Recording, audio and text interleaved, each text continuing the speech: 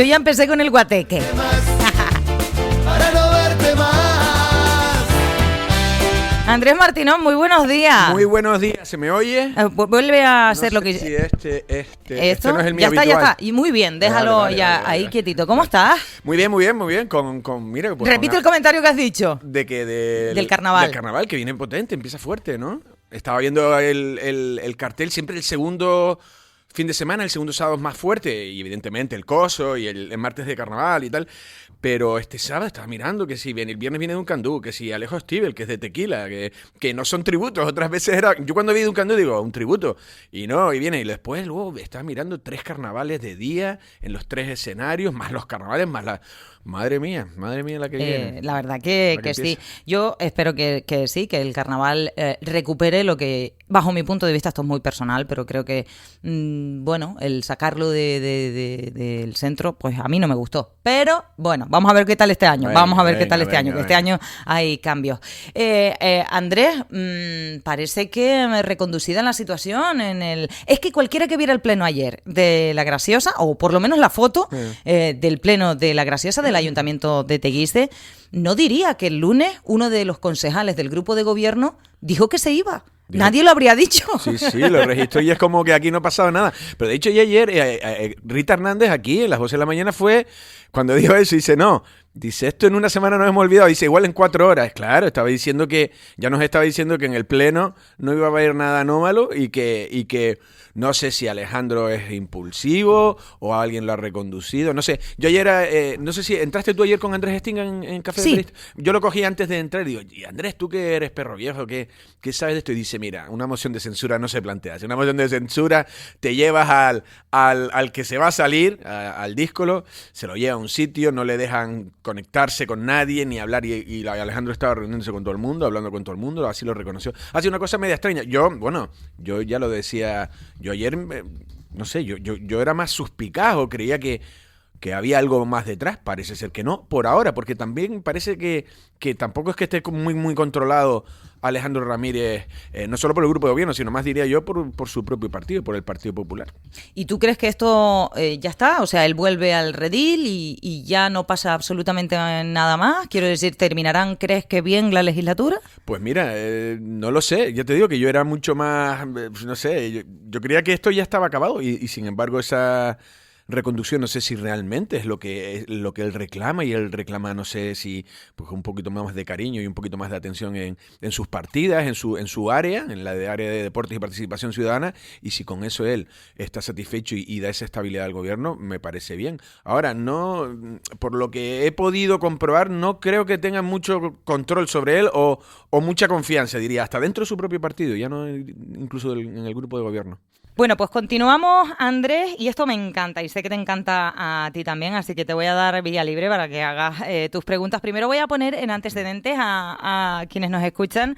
¿Saben ustedes que hace unos días Forbes Women publicaba por primera vez la lista de las 30 mujeres más influyentes de Canarias 2026? Una lista histórica que reconoce el liderazgo femenino en distintas áreas como la política, la empresa, la cultura, la ciencia, la sociedad. 5 de estas 30 mujeres son de Lanzarote. Este miércoles justamente se celebraba la gala de reconocimiento que organizaba Forbes Women en el castillo de San José, y hoy jueves tiene lugar el Forbes Canary Island Economic Summit en Jameos del Agua, un encuentro también centrado en analizar las fortalezas y oportunidades económicas del archipiélago, un doble evento impulsado por los Centros de Arte, Cultura y Turismo del Cabildo de Lanzarote. Y nosotros tenemos a una de estas influyentes con nosotros, de las nuestras. Yo les voy a dar las pistas y ustedes lo van a adivinar enseguida. Ella es actriz, se dio a conocer con títulos como Mararía o Amores Perros, ha trabajado en cine y televisión.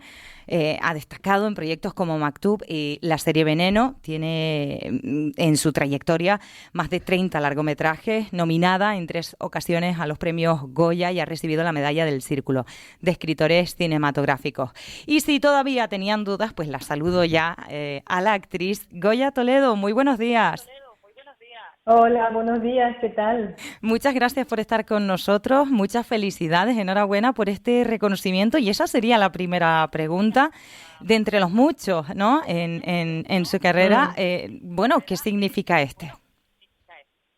Pues bueno, buenos días también a todos y muchas gracias a ustedes por contar conmigo y por acordarse de mí para esta entrevista, porque, o sea, para mí que Canarias me lo haya dado todo, porque yo salí de Canarias a estudiar arte dramático y mi primera oportunidad para hacer mi primera película me la dio Lanzarote.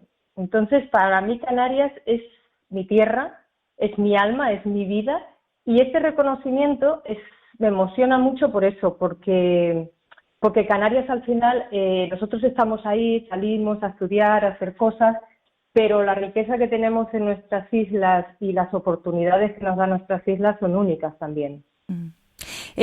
La verdad que Goya, una mujer tan gigante, tan destacada en toda tu trayectoria, que estas palabras yo creo que le llegan a mucha gente y no olvidemos que esta es la lista de las mujeres más influyentes, eso de influenciar en positivo, en este caso a la sociedad. Y yo sé que debes ser un ejemplo para muchas personas de aquí, de las islas de Lanzarote, que ven en ti esa oportunidad que a lo mejor ellos están persiguiendo. Yo no sé si lo ves así y sobre todo, ¿qué les dirías a ellos? Claro, yo mira, lo que he aprendido en el transcurso de mi vida, que al final si tienes un sueño, persíguelo, que vas a tener muchos momentos difíciles, vas a tener momentos que piensas que es una locura, que estás perdida, que no puede ser, y luego vas a tener muchos momentos bonitos de conseguirlo, pero que al final esto en la vida, desde mi experiencia, es una carretera que sigues andando, que nunca sabes lo que te vas a encontrar lo siguiente, pero lo que sí creo que es súper importante es no olvidarte desde donde empezaste. Ujú. O sea, el principio de las cosas y el seguir y manteniéndote ahí con la ilusión, con las ganas, porque al final se consiguen cosas, pero para mantener esas cosas se tiene que seguir en la esencia de cada uno. Si no, nunca puedes creer, bueno, he dado un paso, entonces ya no tengo más que hacer porque ya el segundo está hecho. Y esto no es así. Mm. Hay que seguir dando pasos, hay que mantenerse, por supuesto celebrar las cosas bonitas que pasan, ¿no? Y los reconocimientos, pero que eso no modifique, ¿no? La mentalidad con la que empezaste, con el sueño y con la ilusión. Y el que se dedica a eso, de verdad, es que le tiene que gustar mucho, mucho y sentirlo, ¿no? Es vocacional, porque si no, no es fácil. No es fácil, pero tampoco es difícil. O sea, quiero decir, se consiguen cosas bonitas. Claro, a ver, es que la carretera esa que has mencionado es muy larga para muchas personas que les gustaría dedicarse, por ejemplo, al mundo del arte, de la cultura. En tu caso eres máximo exponente, es que has llegado a lo más alto. Digo, estar igual no es tan complejo, llegar a lo más alto igual sí, quiero decir, y más desde aquí, ¿eh? O lo digo desde, Sí. desde la pura ignorancia o desde lo que se puedan sentir. A lo mejor yo pienso mucho en las personas más jóvenes que ven ahora esta explosión del audiovisual. Ahora tenemos acceso mucho más fácilmente a estas grandes producciones, ¿no? A través de las distintas plataformas. Pero para llegar ahí, pues claro, todavía sigue pareciendo como muy, muy utópico, ¿no? Ya, yo lo que pasa es que, fíjate, cuando decidí estudiar arte dramático, yo me acuerdo que estudié con Cristina Rota 4 años Ujú. y yo no tenía la fantasía de quiero ser famosa, quiero que me salga una película. Yo quería saber de qué iba esto, yo quería saber qué era esta profesión y yo me lo tomé como un entrenamiento, como un aprendizaje, porque al final estás en una escuela donde en la escuela tienes la fortuna de trabajar y estudiar autores de teatro maravillosos como Tennessee Williams, como Chekhov, que luego cuando sales a la calle no te encuentras con eso, o a veces sí, te encuentras con proyectos maravillosos, pero normalmente... Pero de verdad que mi inquietud era saber qué era este negocio, qué era este negocio porque es también un negocio, pero qué era este trabajo, ¿no? Ujú, ujú. Y no tenía tampoco teníamos, porque cuando yo empecé tampoco estaba la televisión como está ahora, ¿no? Se hacía cine y no había casi nada de televisión. Claro. Pero tenía más esa inquietud y además yo siempre digo, me sumergí en la escuela y a los 4 años dije, uy, me voy a dar un año para digerir todo lo que he aprendido. Y Y bueno, y luego salió Mararía, que el director de Mararía me encontró en Lanzarote, me vio en Lanzarote. Ujú. Y fue una cosa mágica lo que me pasó ahí. Eh, Pero Así lo perdona. tiene, no, que este recuerdo me impacta bastante o porque fue así, fue como un encuentro. Sí, porque yo estaba en ese momento que había terminado mis clases de arte dramático, había terminado 4 años de arte dramático y dije, bueno, voy a darme un tiempo para ver qué pasa. Y me ofrecieron hacer en Antena 3 unos documentales, Ujú. bueno, uno de los canales de Antena 3, unos documentales de volcanes y dije, mira, yo no quiero estar en casa, voy y lo hago. Y en esto que estaba en la feria grabando para un coche y digo, bueno, pues lo típico, ¿no? Curiosidad, una cámara, pues gente que se para y veo que se quedan 3 personas mirándome. Y yo diciendo, no puede ser. Pero bueno, terminé de grabar y me vino el director y me dijo, vamos a hacer una película y te estoy viendo y tú eres la protagonista. Estaban localizando ahí en la feria y ya tenían a 3 finalistas, que ninguna de esas era yo. Y yo le dije, no me lo puedo creer, yo acabo de terminar arte dramático. Bueno, yo estaba a punto de desmayarme, porque además era la historia de Mararía, que la conocía desde pequeñita, ¿no? Mm. Y bueno, y así fue. Y entonces me dijo, cuando vuelvas a Madrid, avísame que quiero verte por cámara, ¿verdad? Y le avisé, fui a hacer una especie de casting, y bueno, una especie, era un casting, pero ya tenía un previo, ¿no? Ujú. Y nada, y me dijo, ese mismo día, me dijo, tú eres Mararía. Y tú imagínate, o sea, Qué yo fuerte. no daba crédito de lo que me estaba pasando, pero que al final dices, mira, estaba en la isla haciendo este documental, ¿quién me iba a decir a mí que me iba a dar mi primera oportunidad, ¿no? Qué bonito, yo esta historia no la conocía, Que, qué bonito, qué bonito. Oye, mi compañero aquí, Andrés, está subiendo por las paredes, quiere saludarte también, Goya. Sí, Andrés. hola, Goya, ¿qué tal? hola, ¿qué tal? Hola, sí, bueno, yo he tenido la ¿Qué tal? suerte de haber entrevistado en 2 ocasiones a Goya Toledo, una con el periódico La Provincia hace mucho tiempo, en Los Ameos del Agua cuando se estrenaba Mararía, y luego otro Anda. sí, y otro en los estudios de Lancelos Televisión con lo del Festival de Cine, ¿no? Cuando suele José Fernández, pues, no, gestionar, ¿no? Un Sí, poco el los Festival de Cortos. Efectivamente, el Festival de Sí, Cine de sí. Lanzarote. Además, en la entrevista yo me acuerdo también decías, esta historia no la conocí, la del coche, te estás refiriendo a Antonio Mm. Betancor, ¿no? Al director Sí, sí, claro. Sí. Y claro, Andrés Santana y Marta y Andrés Miró, Santana, estaban los efectivamente, el tres. productor. Y luego Sí, tú me comentabas también cómo lo importante que fue Mararía para luego también, por ejemplo, para Amores Perros, ¿no? Me decías que una cosa se te iba, fundamental. claro, concatenando. Mi pregunta va un poco, yo quiero ir antes incluso, porque hicimos un Mm. documental que se llama La Revolución de los Modernos, que va de esa generación, que son los que tienen, los nacidos en el 63, 64, creo que son un poco mayores que tú, un poco. Y bueno, un poco sí, bueno, ya dirá, hablar de edades no es muy No es de educado. muy buen gusto, No es de Andrés, muy no educado. lo es. No Vale. pasa nada, Vale. tenemos que vivir con eso. Vale, vale. Y entonces se te menciona a ti, porque la Revolución de los Modernos parte de una premisa en la que Felipe de la Hoz, que era de aquella época, dice, es que nadie se ha parado a pensar cómo, y es verdad, cómo esa generación, pues entre los que estaba Pedro Paz, Paco Delgado, Mm. Rosana, Carmela García, Benito Cabrera, pues llegan a ser top. Y entonces en ese documental sale Goya Toledo. No sé si era Maxi o alguien Mm. comentaba que ahí había una joven Goya Toledo. Mi pregunta es, ¿ese germen que se creó en torno al almacén pudo condicionarte? ¿Cómo recuerdas aquella época? Si a lo mejor te incitó a algo, y cuál fue el clic que te hizo ir, porque claro, ya estás partiendo de que todo ya fuiste a Madrid, ya fuiste a la escuela de Cristina Rota, pero ¿qué fue el clic? Porque tú lo has dicho en alguna entrevista, tú trabajabas aquí, y ¿qué es lo que te hace cambiar? Esa doble pregunta, el momento, si lo recuerdas así como una efervescencia, y ¿qué es lo que te hace ese clic irte a Madrid? Pues mira, yo recuerdo que de muy pequeñita yo me metía en mis historias y hacía, o sea, tenía como un mundo, como tienen casi todos los niños, pero lo mío era un poco exagerado, yo creo, ¿no? Según mi madre también. Pero bueno, a mí esa historia, o sea, plantearme ser actriz, pues ya sabemos, ¿no? Y sobre todo antes, ¿no? Plantearte eso en la isla y sin tener familiares que fueran artistas y todo eso, pues casi que lo olvidas. Y Y una vez le preguntó a mi hermana, ¿qué quieres ser? Porque claro, en los estudios me iba un poco mal, estaba ahí un poco... Y entonces yo le dije, una de las opciones era actriz, pero ser actriz era ser astronauta casi, ¿no? Ujú. Pero hubo un concurso, que, o sea, no me da vergüenza decirlo porque ya han pasado 2 años, que era de una revista, y mi hermana mandó una foto. Pero yo nunca jamás hubiera mandado una foto, pero mandó una foto mía porque ella sabía en ese año que yo estaba, que iba a tomar decisiones con mi vida de hacer algo, ¿no? Y me llamaron, era el concurso de ragazza. Y me llamaron y nada, vine a Madrid, todo me parecía extraño. Yo no quería ser modelo, pero todo el mundo pensaba que era modelo, pero yo no quería ser modelo. Pero dije, bueno, es una experiencia, vamos a ver a dónde me lleva. Y ahí conocí gente que estaba estudiando arte dramático. Y entonces yo dije, pues quiero conocer esas escuelas.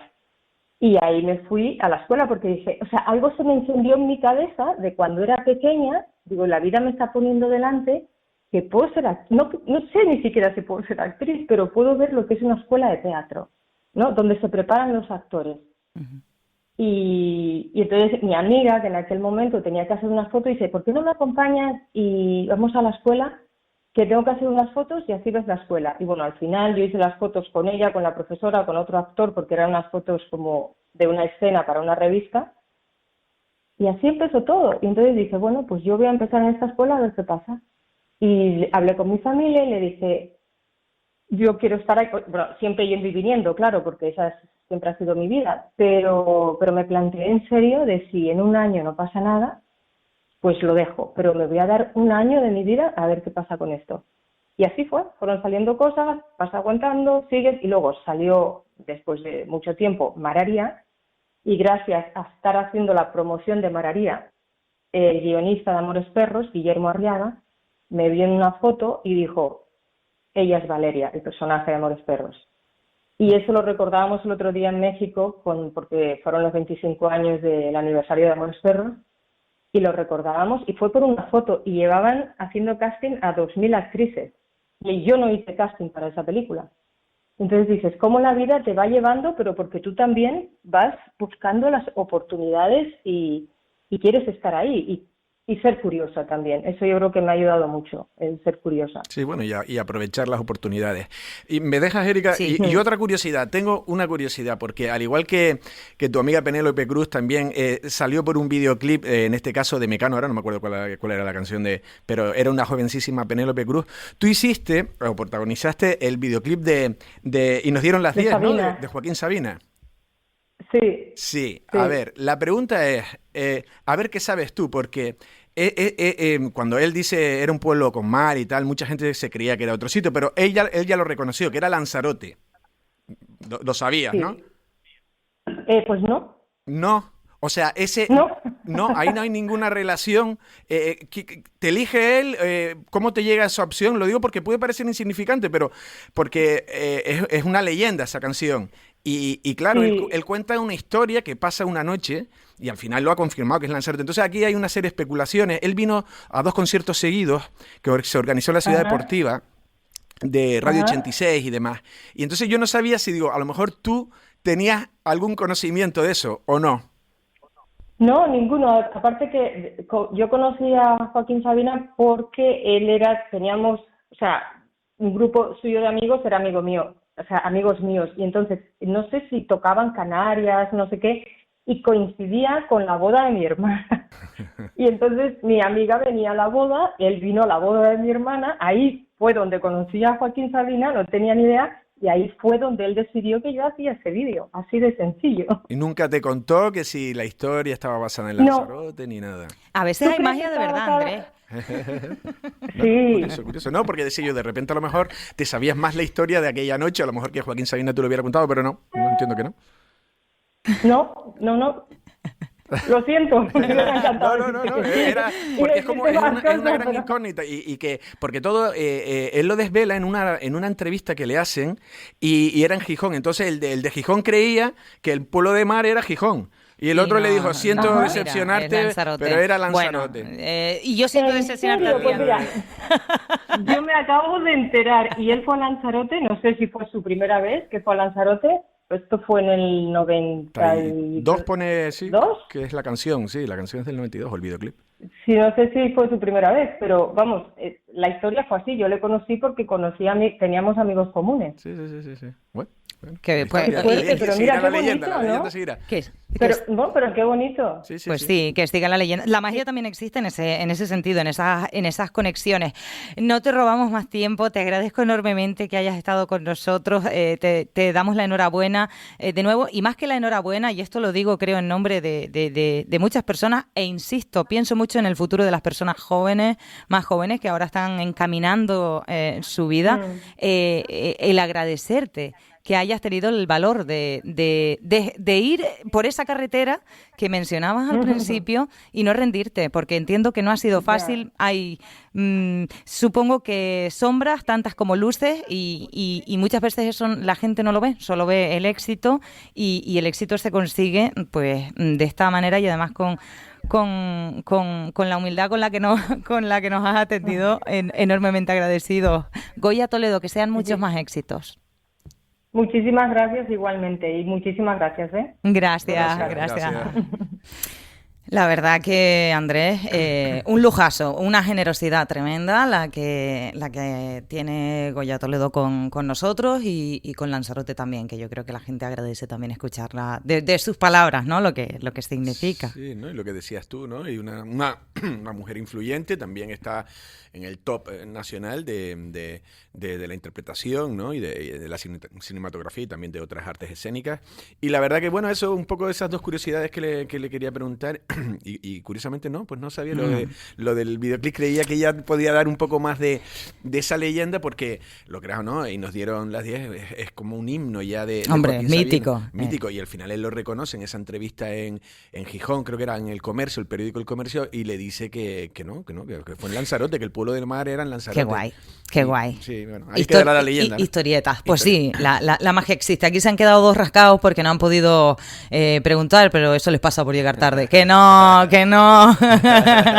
Valentín Aullanet, buenos días. Buenos días, Erika, buenos días a todos. Estaban los oyentes preocupados porque no sabían dónde ¿Qué le habrá pasado a este señor? ¿Dónde estaba? No, pero bueno, porque teníamos esta entrevista y por no ir cortando, y yo creo que ha habido aquí un desbarajuste y yo no sé si no avisé a alguien o qué. Bueno, lo vamos a aprovechar, lo vamos a exprimir antes de que se me vuelva a la capital del reino. Sergio Calleja, muy buenos días. Querida Erika, ¿cómo estás? Buenos días Andrés, buenos días Valentín. Para mí es un auténtico placer compartir con este equipazo y esta mañana la tertulia, el alegato, lo que vamos a hablar hoy. Andrés, ¿sabes que me contaba algo esta mañana? Que son 20 años, ¿cómo es eso de los 20 años? Sí, bueno, la tele cumple 20 años. ¿Cuándo?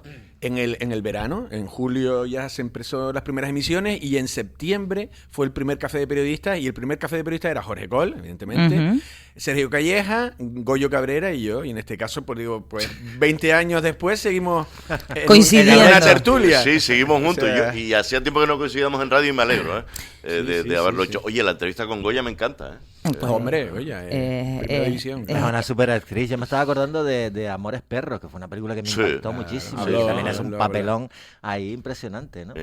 La verdad que- porque contaba eso, ¿no? Que lo importante que había sido Mararía para que luego lo vieran, lo vio el productor y tal, de Amores Perros, y luego esa fue una película internacional. Todo Sí. se fue encadenando. También te digo una cosa, hay que tener talento y capacidad de trabajo también para sostener ese talento, para que se te vayan encadenando de esa manera, porque el golpe de suerte cualquiera de nosotros lo puede tener, pero claro, la idea es mantenerlo, y como yo decía, digo, aquí todos vemos a una Goya Toledo casi perfecta como mujer, yo la admiro muchísimo, pero en todos los aspectos, pero ella se habrá bebido sus momentos también complicados No, dentro y de lo la contó, profesión. Y todo lo que se tuvo que formar en la escuela esa de Cristina Rota y demás, y luego toda una evolución que me imagino que habrá momentos, como decías tú, de sombras que no todo viene rodado y hay Claro. que estar fuerte y a veces puedes tirar la toalla, y ella lo decía, ¿no? Que se dio un año, dice mínimo un año, y luego ya...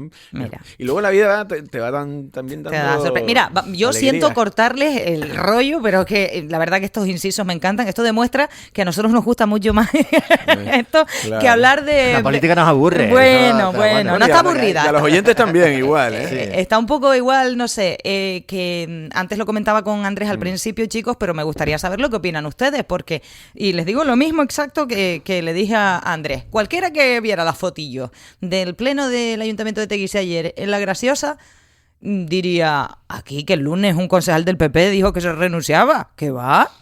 Nadie lo habría dicho. Y bueno, ayer es verdad que el Partido Popular, y concretamente Rita Hernández, la teniente de alcaldesa y concejal del Partido Popular en Teguise, pues decía... Le restaba importancia, rebajaba la tensión, porque ya habían hablado, entiendo, desde su partido con Alejandro Ramírez. Por mucho que el Partido Popular intente rebajar la tensión, yo no sé, yo les lanzo una pregunta. ¿Ustedes creen que está resuelta esta crisis en la que incluso se ha rumoreado que existía una posible moción de censura por ahí, Sergio? Yo creo que ha sido un espectáculo de variedades lo que ha protagonizado este joven, ¿no? Que yo particularmente, en alguna tertulia sí he coincidido, pero no sé, las personas tienen sus propios pensamientos, su manera de actuar. Esto, no sé, me parece ridículo. La imagen del PP no ha salido ni mucho menos favorecida.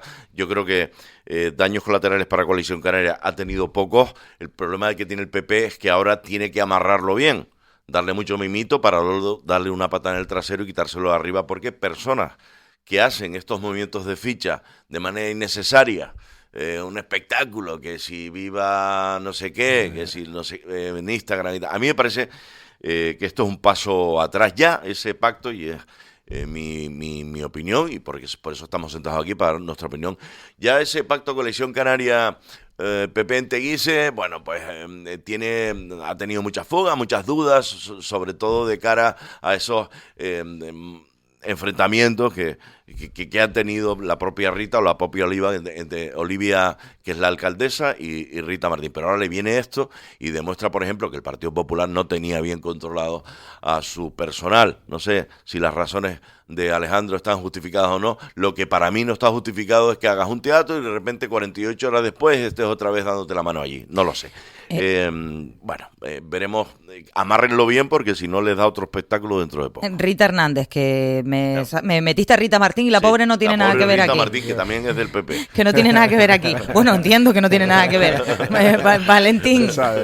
A ver, a mí lo que más me ha extrañado que en el día de ayer, después de la renuncia a sus responsabilidades en el ayuntamiento, se celebre el pleno y nadie diga absolutamente nada de qué es lo que ha pasado. Es decir, hay un concejal que deja de presentar un escrito diciendo que deja sus responsabilidades, pero después resulta que actúa como un miembro más del grupo de gobierno, se sienta donde siempre. Es más, hubo una moción del PSOE relacionada con temas de situación de canchas deportivas, y él responde como concejal de deporte, y en ningún momento, ni en ese pleno, ni él, ni el grupo de gobierno, ni la alcaldesa, ni nada, dice nada al respecto de qué es lo que ha cambiado, porque lo que es evidente es que ha pasado de querer irse y pasarse al grupo mixto a seguir en el grupo de gobierno, sin explicación ninguna.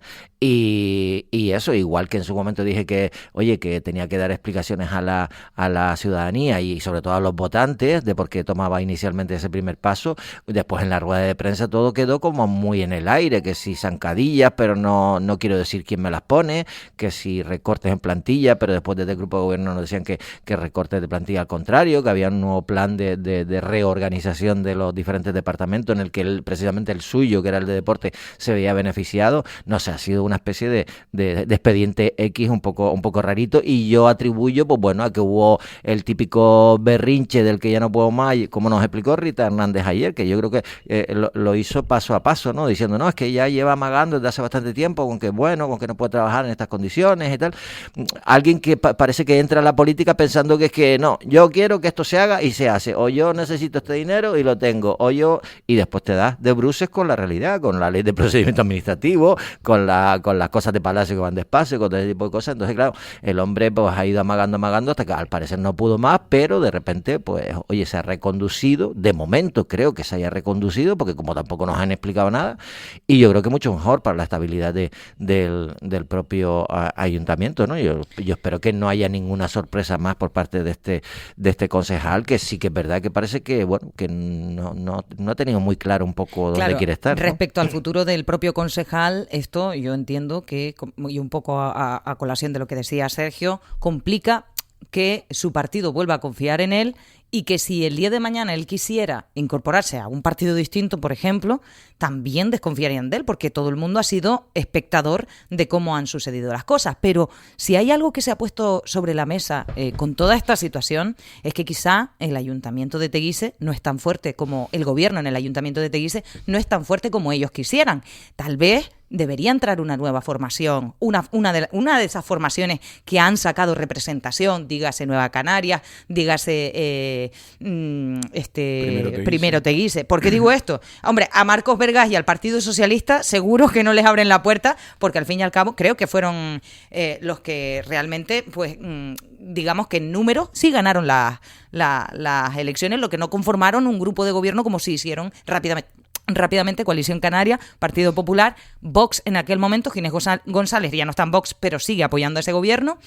No es tránfuga porque entiendo yo, porque apoyó cuando Vox fue la formación que apoyó y ahí sigue, no es que se haya cambiado de tal, pero no sé si demuestra la debilidad, en cierta manera, Sergio, del grupo de gobierno. Sí, yo creo que lo demuestra, entre otras cosas, porque fíjense, el Partido Popular a nivel orgánico, y no quiero equivocarme, Andrés y Valentín, lo lleva Ángel Vázquez en Teguise, sí. ¿no? El hombre ahora está convaleciente y es entendible, pero bueno, tampoco justifica que controles a tu personal. Que sí, cuando digo controles a tu personal, porque para mí es fácil, si yo tuviera algún problema interno con mis compañeros de tal, antes de que mi compañero saliera a una rueda de prensa, que no lo iban a hacer nunca, pero, oiga, pues intentaría luchar para que no lo hiciera. Pero aún así ha salido, pero ha salido no para...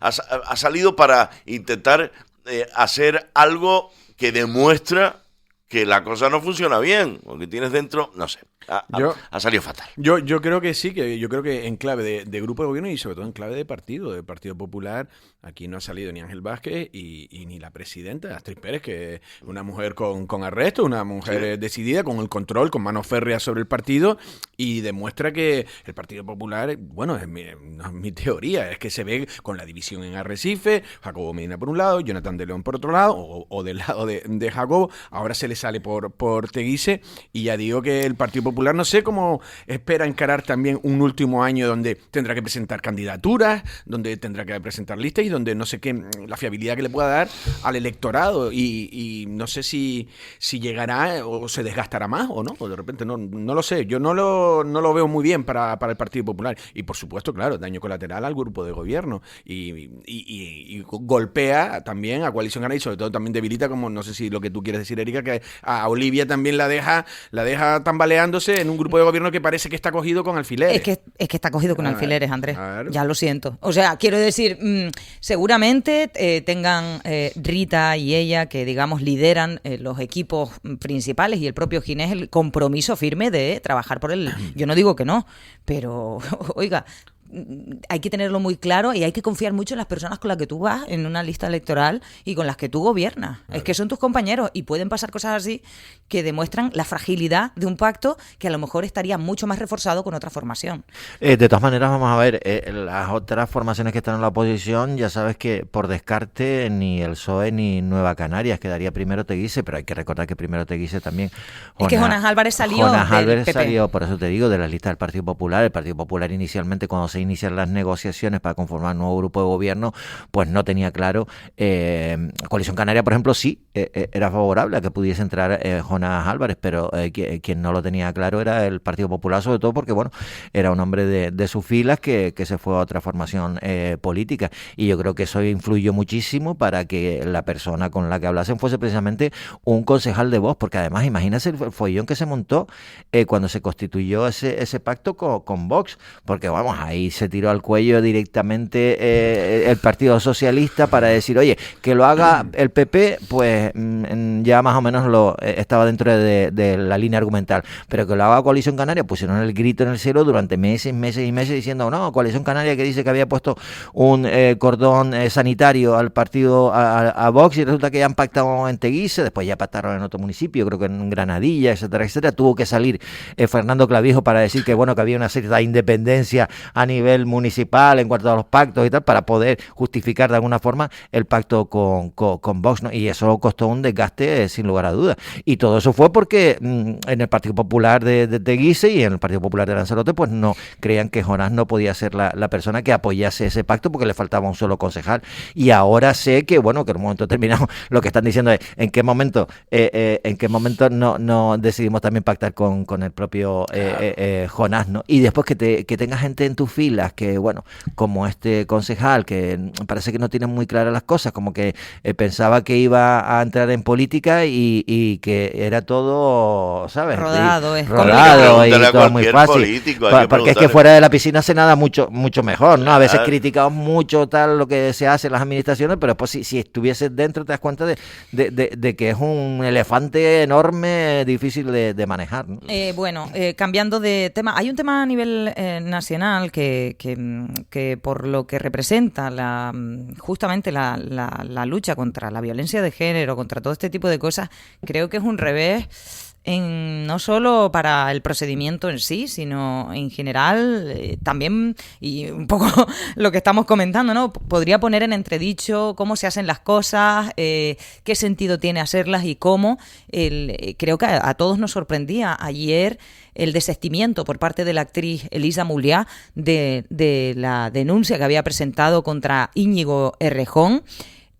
Ayer decidía retirar su denuncia por razones de salud, pero eso sí, no se retractaba en las acusaciones. Ella quería subrayar que la Fiscalía determinó la veracidad de los hechos, y que ella no quería ni dinero ni protagonismo, pero que esto no es una retractación, sino que es un límite. Al parecer por motivos de salud. Incluso yo escuché a su abogado hablando, que estaba bastante decepcionado por el impacto que esto pueda tener con respecto a otras víctimas o presuntas víctimas de que se retirara de un procedimiento así. Decía que había sido todo a raíz de un ataque de ansiedad, que había ido al hospital y que en el hospital le dijeron nada que te provoque ansiedad, y ella decidió que este procedimiento pues le generaba esa ansiedad y retiraba la denuncia. ¿Qué les parece esto? Yo que recientemente me leí el libro de Juan Soto Ibars sobre las denuncias falsas y tal, no incluyo a esta, cuidado. Sé que todo esto es muy complicado. Es muy complicado. Fíjate, leo ahora mismo en el diario ABC sobre esta noticia, dice que Errejón no perdona a esta actriz y mantiene la querella contra ella por un delito de calumnia. Yo lo que leí ayer en Twitter, o no recuerdo, de esta mujer, pues la tengo ahí activada, tengo activado a determinados personajes de formación profesional, su argumento es que estaba sola, de que estaba sola, que ya no podía más, económicamente tampoco podía más, que estaba siendo señalada por unos y por otros y tal, y qué tal. Bueno, miren, todo esto que se ha montado, pues esto ya viene, no sé, lleva un año todo esto, no sé si lleva un año montado, de vez en cuando aparece, desaparece. Al final va a acabar siendo esta mujer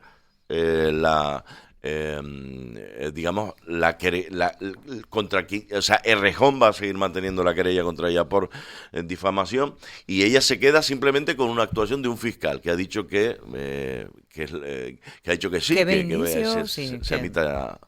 Pero bueno, no lo sé.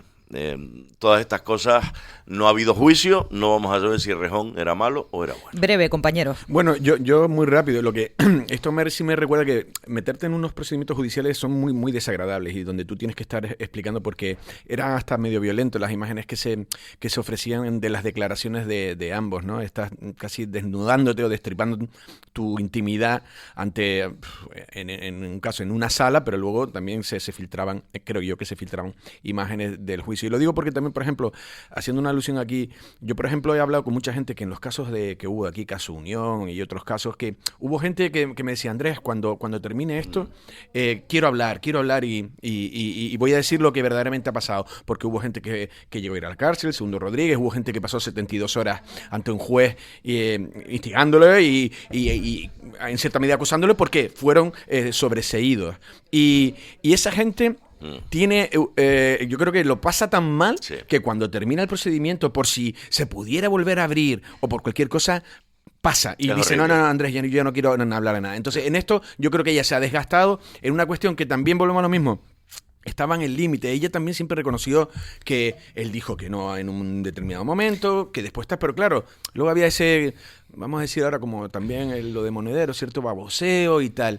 Y lo llevó a un punto donde hoy en día el acoso mediático es tal y las redes sociales es tal que yo no sé si no pudo... Y los dos son personas públicas, Claro, ya de antemano. ya no sé si ha podido aguantar o no. Evidentemente si todavía no ha habido ningún juicio, y yo esperaría la decisión de un juez si hubiera Claro. dicho, oye, pasó esto, no pasó esto, es culpable o no es culpable. Al parecer el proceso continúa, pero aunque ella retire la denuncia, el proceso continuaría de alguna manera. En fin, veremos lo que pasa. Valentín, es que tengo ya al invitado esperando. No sé si me puedes decir algo en 10 segundos, te lo escucho sobre este tema. Hombre, hay que estar en su cabeza. Ella ha dicho que está sola. Hay que recordar una cosa. Estaba la cuenta de Cristina Fallarás, la periodista, Sí. en la que... había otras mujeres que habían dicho que efectivamente había cometido algún tipo de agresión, y ninguna de esas mujeres se sumó a la denuncia. Entonces es posible que también por ahí venga esa frase, ¿no? Bueno, vamos a cambiar radicalmente de asunto porque continuamos en este recorrido apasionante que estamos haciendo por la inteligencia artificial. A mí me sorprende especialmente en el tema en el que nos vamos a meter ahora. Lo digo en serio porque, claro, la inteligencia artificial se aplica a muchísimos campos. Por cierto, recordarles, porque estamos hablando tanto de inteligencia artificial, porque mañana arranca el primer congreso de inteligencia artificial de Lanzarote Atlantic IA.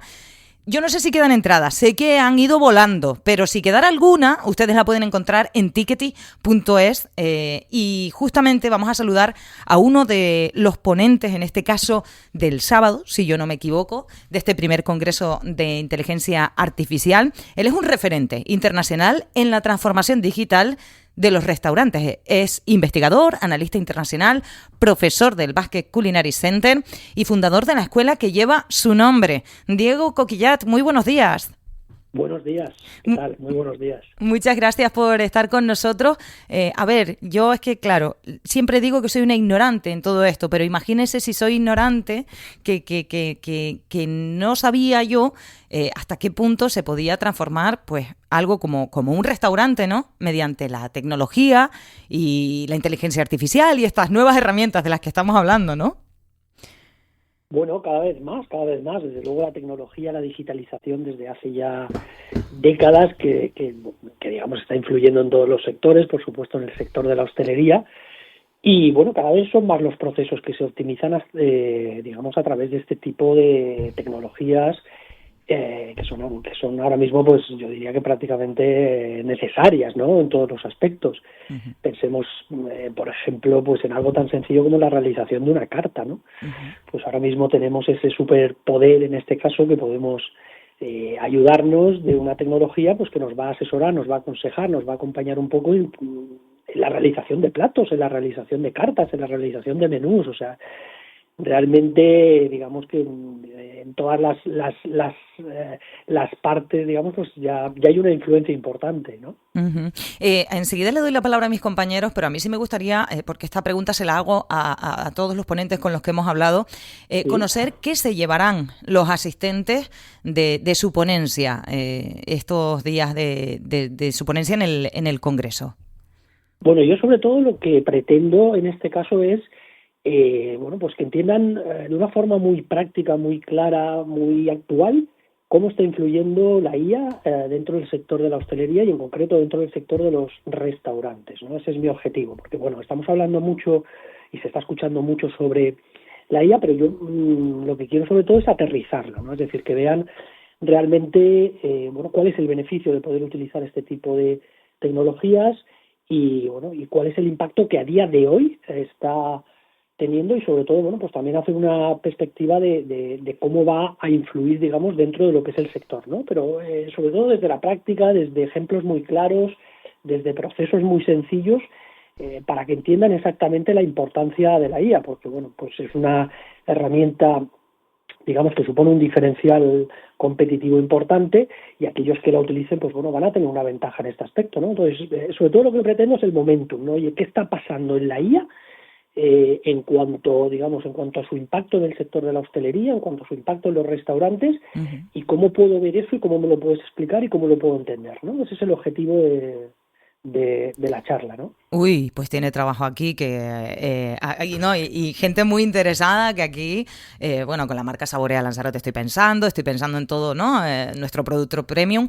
En fin, Valentín. Sí, rápidamente. Buenos días, señor Coquillat. Yo estaba Buenos días. leyendo en su web, en el periódico digital de los restaurantes, una información que me parece bastante significativa, ¿no? Que 1 de cada 4 clientes ya utilice la inteligencia artificial para elegir un restaurante. Estamos hablando de algo muy importante que imagino que irá creciendo, y la importancia de la información que nos pueda dar la IA. No sé qué es lo que, para qué la suelen utilizar, dan datos específicos, cómo manejan la herramienta. Pues mira, eso es un artículo que publicamos hace un par de meses y desde luego es una referencia muy interesante porque nos da una visión clara del impacto, ¿no? Es decir, ya no solamente el impacto a nivel de gestión, sino por supuesto claro, también el impacto a nivel de cliente. Es decir, tengamos muy en cuenta que estamos hablando ya de que un 25%, bueno, en concreto es estudios en Inglaterra, pero pensamos que, bueno, pues que puede haber un dato muy similar en España en este caso, ¿no? Pero sí que es cierto que estamos hablando de 1 de cada 4 ya consulta, ¿no? O sea, sobre todo a través de la voz en su móvil, le pregunta a la IA pues que le diga el restaurante más recomendable en Lanzarote, o la pizzería que más le gustaría, entonces sí que es cierto que estamos viendo que desde luego está empezando a ser una herramienta de posicionamiento muy importante. Es decir, los restaurantes en esa puerta digital ya no solamente se posicionan pues en Google, o se posicionan en Google Maps, o se posicionan en las redes, sino que vemos que, además, con un periodo, digamos, muy corto, porque esto prácticamente nace en el 2022 como lo conocemos ahora mismo, ¿no? Y, hombre, que ya tenga una cuota de mercado tan importante, pues nos hace pensar que muy pronto va a ser muy relevante el hecho de que mi restaurante se posicione también dentro de la IA, porque lo que quiero es que cuando le pregunten, por supuesto que sea relevante en este aspecto, ¿no? Y desde luego es otro de los elementos que también estamos estudiando muy a fondo. Y se puede hacer, porque le confieso algo. Yo fui a Lisboa el año pasado y me acuerdo que con mi pareja buscamos en la IA, buscamos en ChatGPT, en GPTillo, le preguntamos, pero le pusimos un prompt chulo. Le dijimos, queremos que nos digas a qué restaurante podemos ir en tal zona de Lisboa y que sea frecuentado por locales, no por turistas, porque queríamos probar algo súper auténtico. Entonces, claro, yo como usuaria, para mí encantada. Al final encontramos el sitio, señor Coquillat, lo encontramos, pero lo que me gustaría saber es si se puede, del otro lado, ese restaurante puede hacer algo para que la IA, cuando un usuario le pregunte, estar mejor posicionado. ¿Podemos hacer algo a día de hoy? Bueno, lo que sabemos ahora mismo es que efectivamente aquellos restaurantes que tienen un mayor posicionamiento digital global, es decir, están más presentes y con una mejor reputación online, esto es muy importante, es decir, con una mejor valoración, suelen ser restaurantes más recomendados por la IA. ¿Vale? Esto es lo que sabemos hoy en día, es decir, no tenemos ningún elemento dentro de la IA para posicionarnos exactamente en algo, pero sí que es cierto que, bueno, todo ese entorno digital que has creado, pues desde luego que eso te beneficia en este aspecto frente a los que no lo tengan.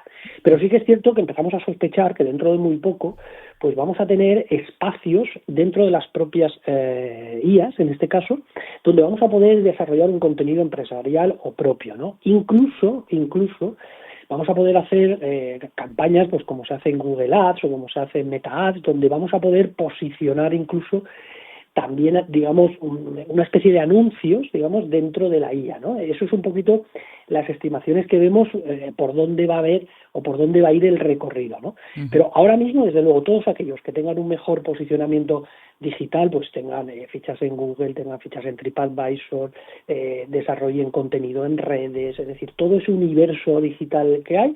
Obviamente la IA tiene más acceso a información, ¿no? Uh-huh. Si además tiene una reputación online, esa notita que vemos en Google o que vemos en los diferentes agregadores o portales, también influye, lógicamente, porque la IA, al ser una herramienta, digamos, inteligente, pues es más lógico ofrecer un restaurante que tenga un 4,7 que un restaurante que tenga un 3,8 en este aspecto, ¿no?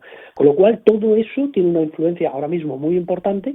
Pero, insisto, la derivada que vemos es que en un futuro, pues incluso dentro del propio portal, puedas incorporar tu información, puedas generar la ficha de tu restaurante dentro de la IA para que la IA también obtenga información, digamos, del propio establecimiento, ¿no? Esa es la idea. Eso sería mucho más riguroso. Compañeros, Sergio. Sí, la mía muy rápida. Diego, encantado de saludarte. Buenos días. Igualmente. Yo te lo voy a preguntar de otra manera. Aquí en Lanzarote hay muchos restaurantes buenos, al menos así lo considero yo. No soy gran experto, pero me encanta. Hay uno que también voy bastante, que es La Mareta, que lo gestiona, está en Costa Teguise, lo gestiona Domingo Iqueta. Y yo me imagino que ellos no sé si la aplican o no la aplican, pero te voy a preguntar por mí. Yo voy a ese restaurante después de que ellos hayan aplicado la IA y yo haya notado algo. Yo quiero preguntarte cómo la IA va a cambiar en mí como cliente cuando yo ya esté en casa. Bueno, va a cambiar, a ver, sobre todo por lo que hablábamos. En esa fase, digamos, inicial, en esa fase de búsqueda, pues muy probablemente dentro de muy poco se lo vas a preguntar a GPT o a Gemini, el Copilot, a todas estas herramientas. Lo vas a hacer muy probablemente a través de la voz, ¿vale? Porque vemos que es desde luego uno de los elementos que más crece en la relación con la IA. Ajá. En este aspecto, con lo cual en esa fase de inspiración muy probablemente te vas a basar en la IA. Cuando estés allí, si no conoces muy bien el restaurante, pues probablemente también le vas a preguntar que te recomienda alguno de los platos más populares, más famosos, que otros clientes también solicitan, o incluso como te conoce a ti, le vas a pedir que te recomiende personalmente, en base a tus gustos, cuáles serían los mejores platos del propio restaurante, ¿no? Con lo cual es otro de los elementos también a tener muy en cuenta, que es la personalización. Con la IA lo que vamos es a eso. De hecho, estamos empezando a ver restaurantes que muy probablemente van a tener cartas personalizadas, es decir, la carta de Diego, la carta de Juan. ¿Por qué? Porque te van a hacer una serie de consultas iniciales para conocerte y luego poder desarrollar una propuesta gastronómica, digamos, mucho más personalizada. Vas a poder, por supuesto, comentar tu experiencia pues a través de la IA, e incluso después, cuando te marches, vas a poder también compartir un comentario, en este caso, dentro de esa reputación online que la IA también va a generar, también a través de estos entornos, ¿no? Por lo tanto, vemos que de alguna forma nos acompaña un poquito en todo el viaje. La suerte que tenemos, que no debemos de olvidar, que al final la gastronomía, digamos, es un encuentro emocional, es un encuentro, en este caso, humano y de cercanía, es que nos tenemos, digamos, que comer algo físico, ¿no? Entonces, hay que tener muy en cuenta que yo creo que el gran reto del sector en este caso es mantener ese equilibrio entre lo humano y lo tecnológico, ¿no? No debemos de olvidar que nosotros somos vendedores de felicidad, y la felicidad pasa no por la tecnología, sino pasa por sentirnos, digamos, emocionalmente satisfechos en este aspecto, ¿no? Entonces, yo creo que el reto al que nos enfrentamos es, oye, ¿cómo la IA va a estar ahí? Pero realmente la experiencia que va a tener un valor es la experiencia de siempre, la experiencia de cercanía, de profesionalidad, de gastronomía, de emoción que nos genera ir a un restaurante de ese nivel, ¿no? Andrés. Sí, una pregunta, señor Coquilla. Estamos hablando que, claro, también este tipo de congresos y de conferencias están interesados los propietarios de restaurantes, es decir, que para mejorar su conectividad, por decirlo de una manera, con su cliente, pero desde el punto de vista del cliente, con la inteligencia artificial, vamos a cambiar el punto de vista. ¿Puede ser manipulado el cliente en el sentido de que, por ejemplo, ahora mismo con lo de las puntuaciones y tal, ¿no? De Google, de TripAdvisor o de Booking y todas estas cosas, tú tienes que ver que hay muchas reseñas, muchas referencias, y ya puedas ver tú si se puede haber un poco más de manipulación o no. Pero en este caso, y ahora usted lo explicará mucho mejor, me imagino que la inteligencia artificial busca lo que esté por las redes. Entonces, quien quiera... Incluso aunque sea mentira, ¿quieres decir? Claro, puede poner una información, o puede decir que yo pongo las mejores... Si tú buscaste en Lisboa dónde comer, y yo soy el de Lisboa, digo, y si cuando alguien venga, pregunte que quiere comer con los locales y tal, y si quiere croquetas, y si quiere, ¿sabe? Que pueda meter una información que a lo mejor no es que sea falsa, sino que él dirá que son las mejores y luego te las pueda llevar a ti. ¿Dónde está la protección del cliente? En el sentido de que nos debemos sentir confiados. Bueno, tenemos que tener muy en cuenta un elemento importante, digamos, que ahora no sucede tanto con la tecnología, y es que la IA, si tú iteras, si tú interaccionas, con la IA te va conociendo, con lo cual esto, digamos, ahora mismo no es tan apreciable, ¿no? Es decir, porque, bueno, ahora mismo, digamos, lo que hacemos es compartir contenido, compartir algunas algún tipo de contenido en este aspecto, pero digamos que no nos conoce tanto. Con la IA no, con la IA sí que nos conoce y sabe qué gustos son los que tenemos, sabe qué tipo de restaurantes son los que nos gustan, o sea que toda esa parte, digamos, que la tecnología la va a utilizar en tu favor en este aspecto. Es decir, si tú, por ejemplo, tienes alguna alergia o tienes algún tipo de problema, en este caso, pues no te va a recomendar ese tipo de restaurantes, ¿no? Digamos que la precisión con la que te va a recomendar servicios o productos crece mucho, porque hasta ahora digamos que conocía la parte del restaurante a través de las opiniones de los clientes, pero ahora esa parte la va a ligar con que también te conoce a ti, porque itera contigo.